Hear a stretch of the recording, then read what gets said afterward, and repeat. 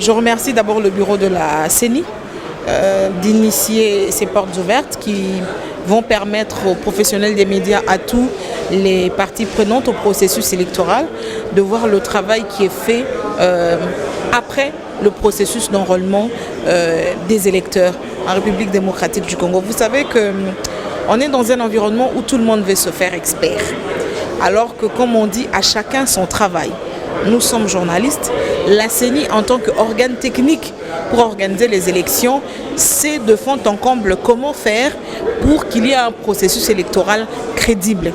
Et donc, par ce souci de redevabilité, puisqu'il se raconte beaucoup sur ce processus et notamment sur l'enrôlement des électeurs avec des doublons, avec des nouveaux majeurs, avec ceux qui se sont fait enrôler depuis leur maison, depuis l'étranger, il fallait absolument que la CENI nous invite et nous avons vu le travail qui se fait après cette étape d'enrôlement, puisque les 2 R déjà opérationnels ont conclu l'opération d'enrôlement des électeurs. Donc la CENI nous a conviés pour voir le travail qui est fait en termes de révision, on va dire, du nettoyage du fichier électoral. Je ne suis pas technicienne, mais des explications fournies m'ont rassuré que le travail est en train d'être fait. Il y a des équipes, des personnels formés, qualifiés pour faire ce travail, mais on compte également sur la participation de tout le monde, puisque déjà en amont, nous, on devait veiller dans nos quartiers, dans nos villes, dans nos cités, pour que n'importe qui ne s'enrôle pas.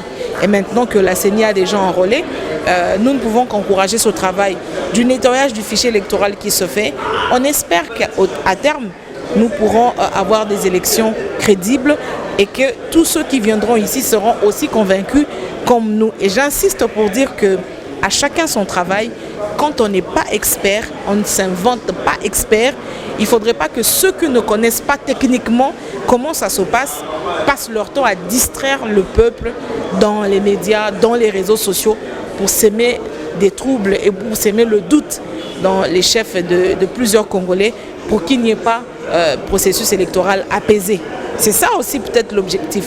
Ici, nous, on encourage la CENI à continuer à faire ce travail de nettoyage du fichier électoral, vraiment de nous nettoyer ce fichier et de nous donner un fichier propre qui va nous amener vers les élections de décembre 2023.